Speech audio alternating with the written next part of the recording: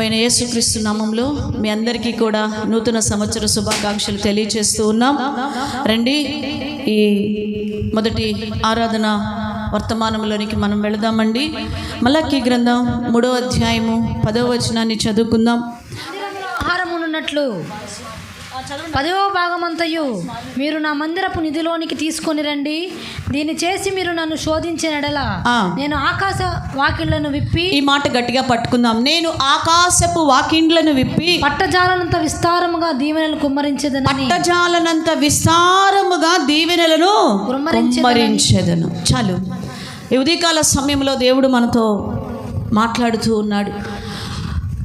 ఆకాశపు వాకిండ్లను విప్పి పట్టజాలనంత విస్తారమైన దీవెనలు దేవుడు మన మీద ఏం చేస్తానంటున్నాడు? కుమ్మరిస్తాను అంటున్నాడు. అవును, మన దేవుడు పట్టజాలనంత విస్తారమైన దీవెనలు ఈ సంవత్సరం మన జీవితాలలో కుమ్మరించునుగాక. రండి, పట్టజాలనంత విస్తారమైన ఆశీర్వాదములు పరిశుద్ధ గ్రంథంలో కొంతమంది వ్యక్తులు ఎలాగా పొందుకున్నారు, మనం కూడా ఈరోజు నేర్చుకొని వాళ్ళ ప్రకారంగా మనం ఫాలో అవుదాం. లూకా సువార్త 5వ అధ్యాయము 1వ వచనం దగ్గర నుంచి మనం చదువుకుందాం.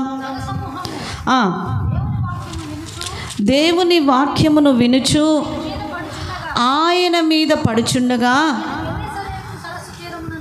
నిలిచి చూచెను,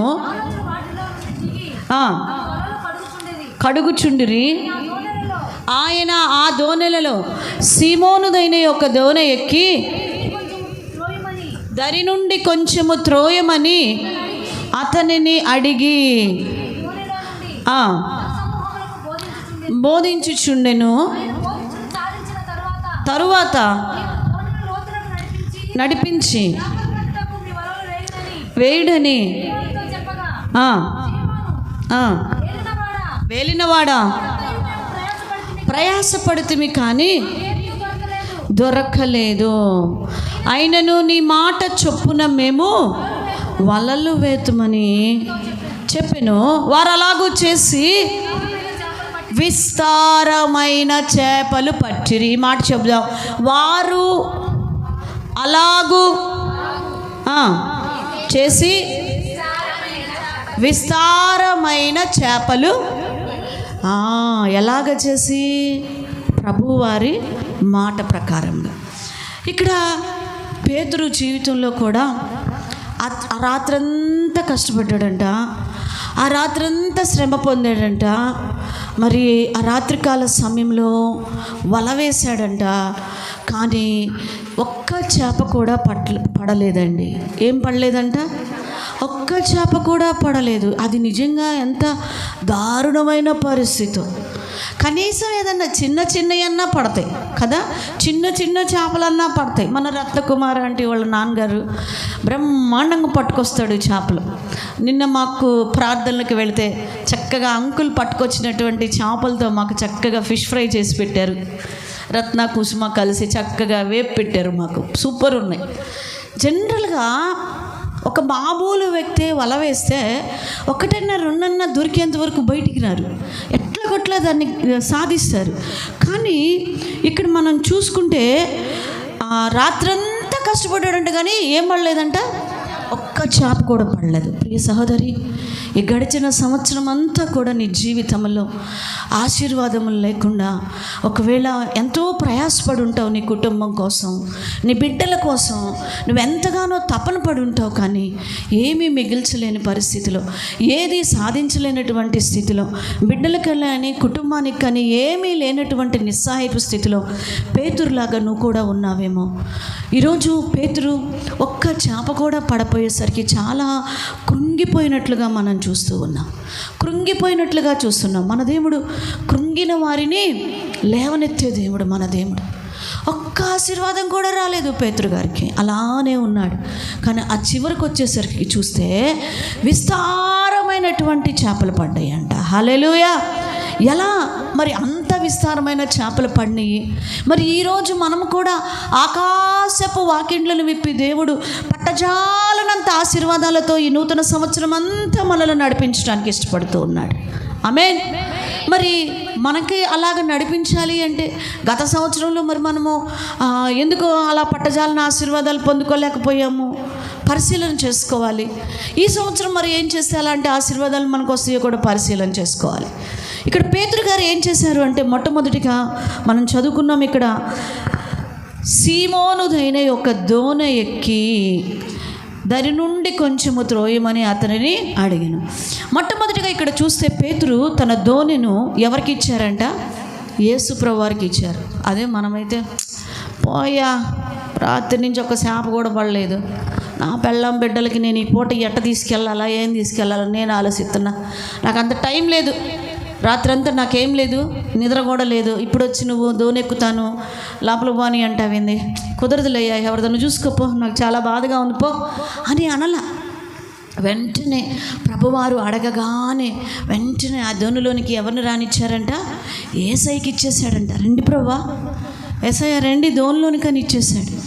ప్రియమైన దేవుని బిడ్డలారా, ఈ గడిచిన సంవత్సరం నీ జీవితంలో నీ సమయము, నీ జ్ఞానము, నీ తెలివి, నీ యొక్క టాలెంట్స్, నీ బలము, నీ ధనము అంతా కూడా ఎవరికి ఇచ్చావో నాకు తెలియదు. ఒకవేళ అందుకని పట్టజాలనంత ఆశీర్వాదాలు మనం పొందలేకపోయామేమో. దేవుని వాక్యం సెలవిస్తుంది, ఈరోజు నీ సమయము, నీ జ్ఞానము, శ్రేష్టమైన ప్రతిదీ నీ జీవితంలో ఎవరికి ఇచ్చేసాయి? దేవునికి ఇచ్చాయి. నీ హృదయంలో ఆయనకి చోటు ఇచ్చేసాయి. ఈరోజు విస్తారమైనటువంటి పనుల వల్ల కూడా చాలామంది కృంగిపోతూ ఉంటారు. విస్తారమైన పనుల వల్ల కూడా కృంగిపోతూ ఉంటారు. మార్తమ్మ దేని వల్ల కృంగిపోయింది? ఆయాసం పెంచుకుంది. విస్తారమైన పని వల్ల.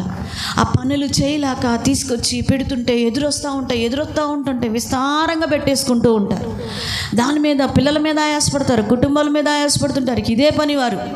ఈ గడిచినటువంటి సంవత్సరంలో దేవునికి నీ హృదయంలో చోటు ఇవ్వకుండా, దేవునికి నీ జీవితంలో స్థానం ఇవ్వకుండా మరి ఎన్నిసార్లు నువ్వు పొరపాటు చేసావో నాకు తెలియదు సహోదరి సహోదరుడా. మొదటి స్థానము దేవునికి మనం ఇవ్వాలి. యేసుక్రీస్తు ప్రభువారు కూడా ఈ భూమి మీద ఉన్నప్పుడు మార్కు సువార్త 1:35 చెప్పబడినట్లు, ఇంకనూ చీకటి ఉండగా ఆయన పెందల కాడనే లేచి ఎక్కడికి వెళ్ళాడంట? ప్రార్థించుటకు వెళ్ళినట్లుగా చూస్తూ ఉన్నాం. యేసుక్రీస్తు ప్రభువారే దేవునికి స్థానము, తండ్రైన దేవునికి మొదటి స్థానం ఇచ్చినట్లుగా చూస్తూ ఉన్నాం. ఉదయాన్నే ఈరోజు మనము దేవునితో గడిపే అనుభవం లేదు, దేవునితో ప్రార్థించుకునే అనుభవం మన జీవితాల్లో లేదు, వాక్య ధ్యాన అనుభవం లేదు, దేవుని సన్నిధికి వచ్చి సియోనులో నుండి ఆశీర్వాదాలు మోసుకొని వెళ్ళే అనుభవం కూడా మన జీవితంలో లేదు. ప్రియ సహోదరి, ఈరోజు నువ్వు నేర్చుకో, మొదటి స్థానము దేవునికి ఇవ్వు. రెండో విషయాన్ని ఇక్కడ మనం చూస్తే, దోణి ఎక్కి కూర్చున్న తర్వాత ప్రభువారు అంటూ ఉన్నారు 4వ వచనములో, నీవు దోణెను లోతునకు నడిపించు అంటున్నాడు. ఎక్కడికి నడిపించు? దోణిని లోతుకి నడిపించు. దోణి అనే నీ జీవితాన్ని, దోణి అనే నీ యొక్క బ్రతుకుని లోతుకి నడిపించాలి. పైన భక్తి ఉండకూడదు.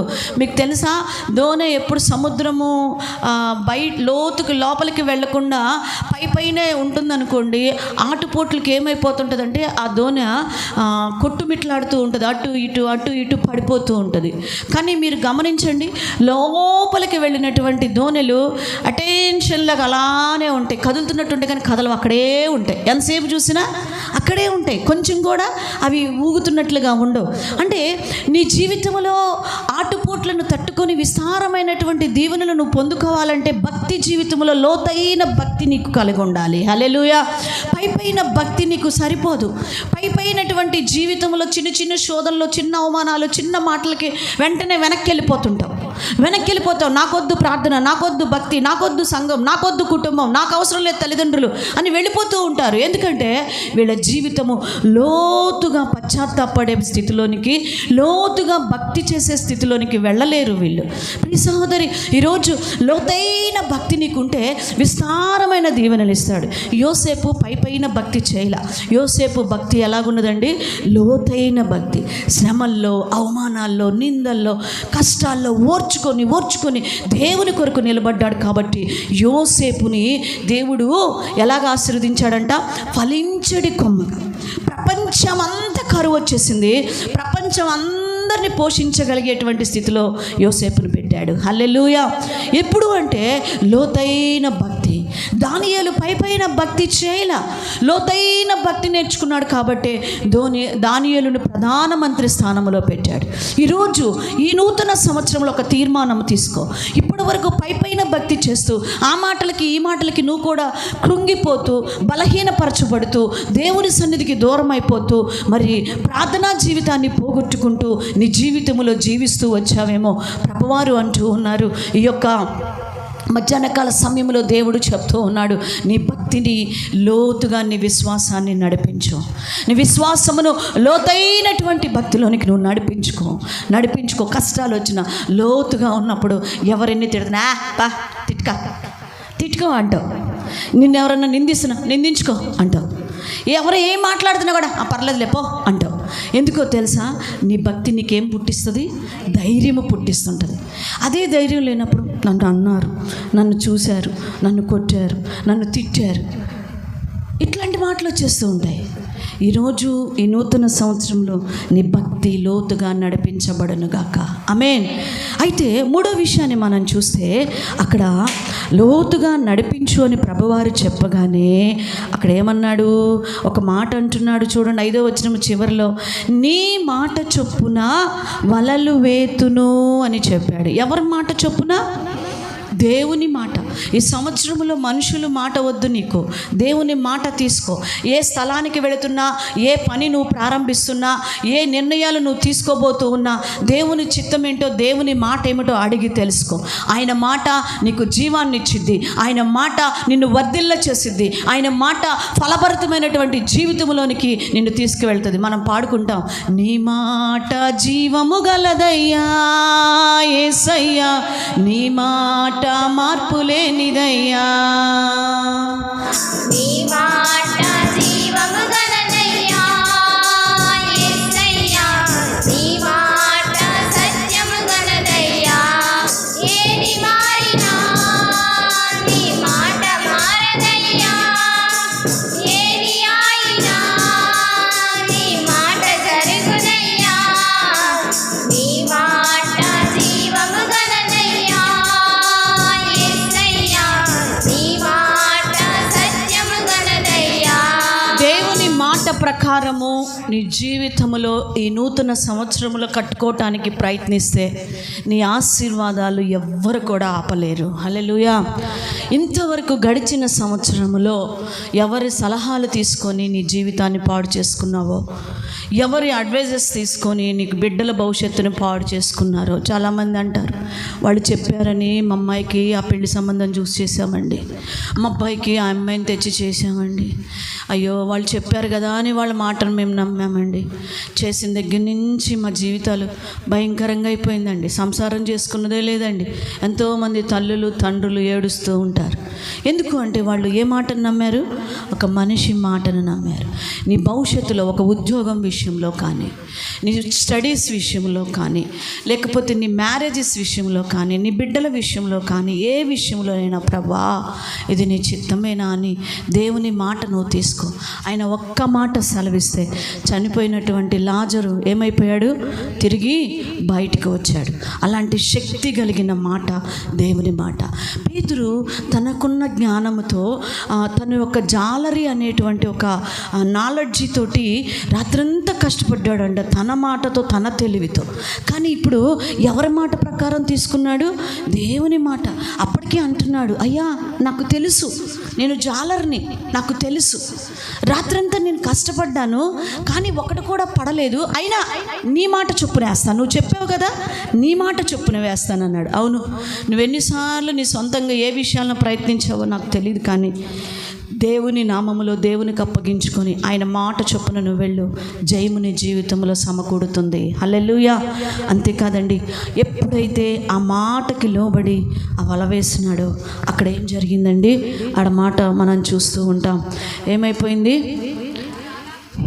వారు అలాగూ చేసి విస్తారమైన చేపలు పట్టిరి. హల్లెలూయా.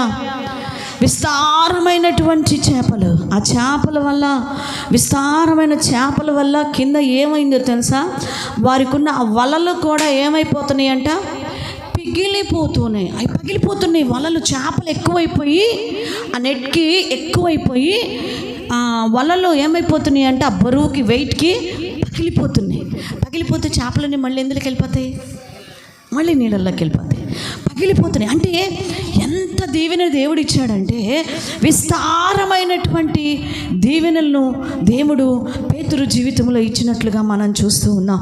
అందుకే దేవుడు అంటూ ఉన్నాడు, ఇందాక మనం చదువుకున్న మలాకి గ్రంథం 3:10 మొదట నీ యొక్క దశమ భాగములను, నీ ప్రథమ ఫలములను దేవుని దగ్గరికి తీసుకొని వచ్చి ఆయన్ని శోధించు, అప్పుడు ఆయన అంటున్నాడు పట్టజాలనంత దీవెనలు నీకు కూడా ఇస్తాను. దశమ భాగం అనే నీ సమయాన్ని నీ దేవుడు నిన్ను ఆశీర్వదించిన కొలది దేవునికి ఇస్తూ దేవునితో గడుపుతూ నువ్వు ఉన్నప్పుడు పట్టజాలనంత ఆశీర్వాదాలు. పేతురు వల్ల ఏమైపోయిందంట? పగిలిపోయింది. ఈ సంవత్సరము అలాంటి పట్టజాలనంత ఆశీర్వాదాలు నీకు కలుగునుగాక. ఆమేన్. ప్రియ సహోదరి సహోదరుడా, మన దేవుడు మామూలుగా ఆశీర్వదించేటువంటి దేవుడు కాదు, చిన్న చిన్న ఇచ్చే దేవుడు కాదు, విస్తారమైన ఆశీర్వాదం.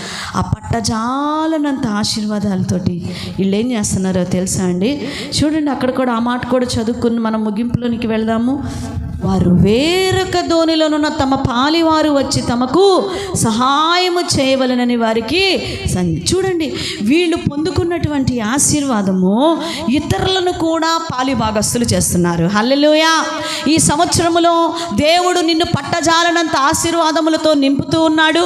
యెహోవా దేవుడు కాగలిగిన జనులు ధన్యులోని నిన్ను ధన్యుడుగా ధన్యురాలిగా చేసినాడు. మరి ఈ ఆశీర్వాదములో ఈ సంవత్సరములో ఎంతమందిని నువ్వు పాలిభాగస్తురాలివి పాలిభాగస్తుడు చేస్తావో పరిశీలన చేసుకో. హల్లెలూయా. ఎంతమందిని ఈ ఆశీర్వాదంలోనికి నువ్వు నడిపిస్తావో, ఎంతమందిని దేవుని సన్నిధికి నువ్వు నడిపిస్తావో. కేకేస్తున్నాడు పేతురు, ఓ యోహాను, ఇదిగో ఇగో యాకోబు పిలుస్తూ ఉన్నాడు అందరినీ. అక్కడ ఉన్నాడు, ఆంద్రయ్య రండి, మా చేపలు ఫుల్గా పడిపోయినాయి, వలలు పిగిలిపోతున్నాయి, మీ వలలు తీసుకొని రండి, అందరం పంచుకుందాం రండి. కేకేస్తున్నాడు. ఆశీర్వాదంలో వాళ్ళని పాలిభాగస్తులు కేకేస్తున్నాడు. నువ్వు కేకేస్తావా? ఈ సంవత్సరం 2024 వరకు నీ జీవితంలో ఎంతమంది ఆత్మల్ని కేకేసావో నాకు తెలియదు. ఆశీర్వాదాలు నువ్వు ఒక్కదానివే సొంతం చేసుకుంటావు. రక్షణ నీకు నీ ఇంటికుంటే చాలనుకుంటూ ఉంటావు. ఇక పక్క వాళ్ళ గురించి ఆలోచించవు. ఈరోజు పిలువు, నీ పొరుగు వారిని పిలువు, కేకే రండి. సమరయ స్త్రీ పిలిచింది, రండి, నేను చేసినవన్నీ నాతో చెప్పిన వానిని చూతురు రండి అని తను పొందిన నూతనమైన ఆశీర్వాదములోనికి సమరయ స్త్రీ అక్కడ ఉన్నటువంటి సమరయలో ఉన్నటువంటి ప్రాంతంలో ఉన్న వారందరినీ ఏం చేసిందండి? పాలిభాగస్తుల్ని చేసింది. హల్లెలూయా. ఈ సంవత్సరంలో దేవుడు నిన్ను నీ కుటుంబమును పట్టజాలనంత ఆశీర్వాదములతో నింపుచుండగా ఆ ఆశీర్వాదమును ఎంతమందికి పంచుతావని దేవుడు ఈరోజు ప్రశ్నిస్తూ ఉన్నాడు. ఈ నూతన సంవత్సరంలో ఎంతమందిని ఆశీర్వాదంలోనికి నడిపిస్తావు? ఎన్ని ఫలాల్ని నువ్వు సంపాదిస్తావు? ఎన్ని చేపల్ని నువ్వు పట్టుకుంటావు? ఆ చేపలు ఎంతమందిని భాగస్తులు చేస్తావో పరిశీలన చేసుకో. ప్రియ సహోదరి, పేతురు కృంగిన స్థితిలో దేవుని మాటకు లోబడటం వల్ల విస్తారమైన చేపలు పడటాన్ని ఇక్కడ మనం చూస్తూ ఉన్నాం. కేవలం ఎవరి మాట? దేవుని మాట శ్రేష్టం. అందుకే సమూయేలు 1 గ్రంథం 15 అధ్యాయాలు అంటాడు కదండి, ఏమనంటూ ఉంటాడు? బలులు అర్పించుట కంటే మాట వినుట శ్రేష్టము. ఈరోజు యెహోవాకు బలులు అర్పించుట కన్నా మాట వినటము శ్రేష్టము. ఆయన మాట చనిపోయిన వారిని లేవదెత్తుతుంది. కాబట్టి ఈ సంవత్సరము దేవుని మాట ప్రకారము నీ జీవిత నావను నువ్వు లోతైన భక్తిలోనికి నువ్వు నడిపించినట్లయితే, నామకార్థ క్రైస్తవం నుంచి విడిపించబడి ఆ యొక్క ఆచారాలు అనేటువంటి నామకార్థ భక్తి నుంచి నువ్వు బయటకు వచ్చేసి లోతుగా నీ నావను నడిపించుకున్నట్లయితే ఈ సంవత్సరము ఆకాశపు వాకిండ్లను విప్పి పట్టజాలనంత దీవెనలు మన మీద, మన సంఘములో, మన కుటుంబముల మీద కుమ్మరించునుగాక. ఆమేన్. దేవుడు మనతో మాట్లాడుతున్నాడు. ప్రభువారు మనకిచ్చినటువంటి ఈ వాగ్దానం పట్టజాలనంత మరి దీవెనలు నీకు కావాలా? పేతురు జీవితంలో కృంగిపోయాడు. గడిచిన సంవత్సరంలో కృంగిపోయిన నీ స్థితి నుంచి లేపి ఏ విషయంలో నువ్వు కృంగిపోయావో ఆ విషయంలో పట్టజాలనంత ఆశీర్వాదాలు ప్రభువు నీకు ఇస్తాడు కాబట్టి ఆ పట్టజాలనంత విస్తారమైన ఆశీర్వాదములను నీవు ఇతరులతో పంచుకునే బిడ్డగా, ఇతరులను నడిపించే బిడ్డగా ఆశీర్వాదంలో పాలిభాగస్తులు చేయాలని కూడా దేవుడు కోరుకుంటూ ఉన్నాడు. సో ఈ సంవత్సరం అంతా దేవుడు నిన్ను, నీ కుటుంబాన్ని విస్తారమైన దీవెనలతో ఆశీర్వదించును గాక. God bless you. కళ్ళు మూసుకొనండి, ప్రార్థన చేసుకుందాం. ప్రభు సన్నిధిలో మనల్ని మనము పరిశీలించుకుంటూ ప్రార్థన చేసుకుందాం. విత్తబడిన వాక్యం మన హృదయంలో ఫలించినట్లుగా ప్రార్థన చేసుకుందాం. పరిశుద్ధుడా, ప్రేమగల తండ్రి, మీకు స్తోత్రం అయ్యా. నీ మాటకు లోబడి పేతురు వల వేసినప్పుడు నాయన, నీ మాట ప్రకారం లోతుగా తన జీవితాన్ని నడిపించుకున్నప్పుడు ఆ నావని ప్రభా ఇదిగో విస్తారమైనటువంటి వలలో పిగిలిపోయేటువంటి చేపలను మీరు అనుగ్రహించినారు. అంతేకాదు దేవా, ఇదిగో ఆ ఆశీర్వాదంలో నాయన తన యొక్క తెలిసిన ప్రతి ఒక్కరిని కూడా అందులో పాలిభాగస్తుల్ని చేసినాడు. ప్రభా ఈ నూతన సంవత్సరంలో ఈ బిడ్డలు కూడా కృంగిపోయిన స్థితి నుంచి లెగుచుదురు కాక, పేతురు వలె నీ మాట చొప్పున వారి జీవితాన్ని లోతైన భక్తిలో కట్టుకొని నాయన ఇదిగో పట్టజాలనంత విస్తారమైన ఆశీర్వాదాలు పొందుదురు కాక. నీ కృపలో బిడ్డలను బలపరచండి, దీవించండి. ఆశీర్వాదంలో అనేక ఆత్మలు నడిపించేవారిగా ఉండడానికి సహాయం చేయమని యేసు నామములో ఈ నూతన సంవత్సరంలో ఆశీర్వదిస్తూ ప్రార్థిస్తున్నాం తండ్రి. ఆమేన్.